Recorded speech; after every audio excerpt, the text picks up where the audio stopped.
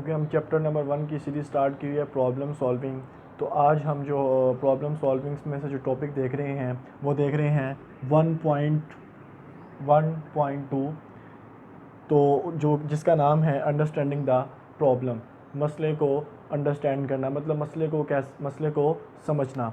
तो मसले को समझने से क्या मुराद है? It is important to understand the problem before jumping in the solution of the problem. हमें इस चीज़ की बजाय कि हम प्रॉब्लम को मत देखें और बजाय उसके सलूशन ढूंढना शुरू कर दें, ऐसा नहीं करना। सबसे पहले हमें ये देखना है कि प्रॉब्लम है क्या, उस चीज़ को अंडरस्टैंड करना है क्लियरली कि प्रॉब्लम क्या है। अगर प्रॉब्लम क्लियरली अंडरस्टैंड नहीं होगी तो जब हम सलूशन की तरफ बढ़ेंगे तो हमें बिल्कुल भी समझ नहीं आएगी कि मसला क्या है। तो सबसे पहले इस चीज़ को हमें देखना होगा कि मसला क्या है और क्लियरली अंडरस्टैंड करना होगा कि मसला क्या है, और फिर उसके सलूशन की तरफ हम जाएंगे। अगर हमें मसले का प्रॉपर्ली पता नहीं होगा और अगर हम सलूशन की तरफ बढ़ेंगे तो यकीनन उसका जो मसाइल होंगे, जो मसले होंगे, जो सलूशंस होंगे वो भी रॉन्ग पैदा होंगे।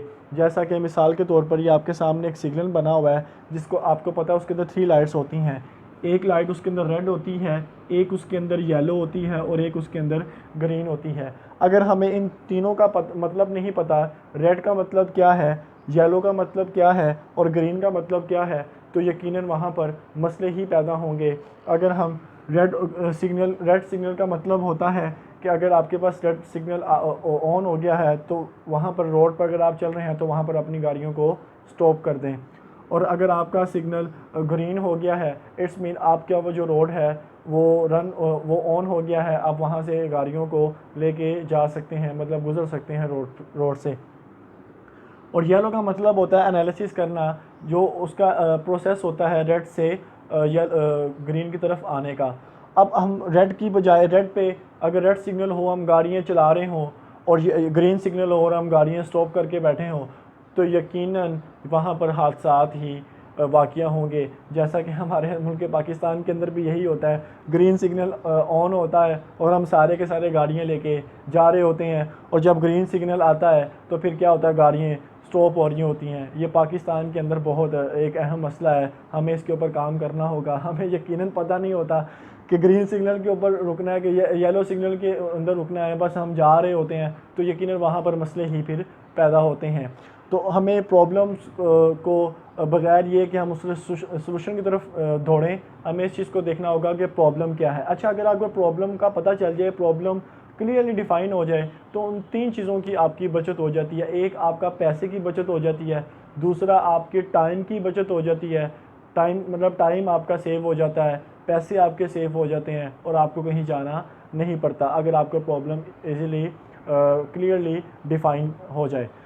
उसके बाद हम आपकी बुक के अंदर ये एक मिसाल दी हुई है कि एक क्लास टीचर ने स्टूडेंट को एक असाइन की, जिसके अंदर उसने ये बताया कि आपने क्लास के अंदर क्या करना है, स्टूडेंट फाइंड करने हैं डिक्शनरी के अंदर जिनका नेम जो है वो कैपिटल ए से स्टार्ट हो, और आपने देखना है, और 1 वीक के अंदर ये असाइनमेंट आपने टास्क परफॉर्म या फुलफ़िल करना है।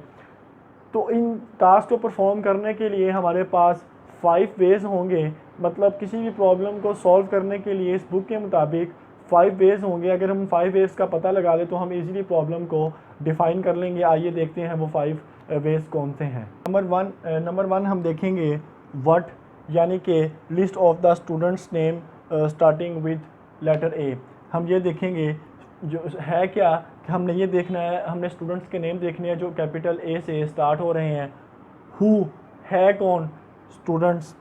नंबर 3 वाई, क्यों कर रहे हैं, to prepare the directory of the student. हम डायरेक्टरी देख रहे हैं स्टूडेंट्स की जो कि कैपिटल ए से स्टार्ट हो रही है।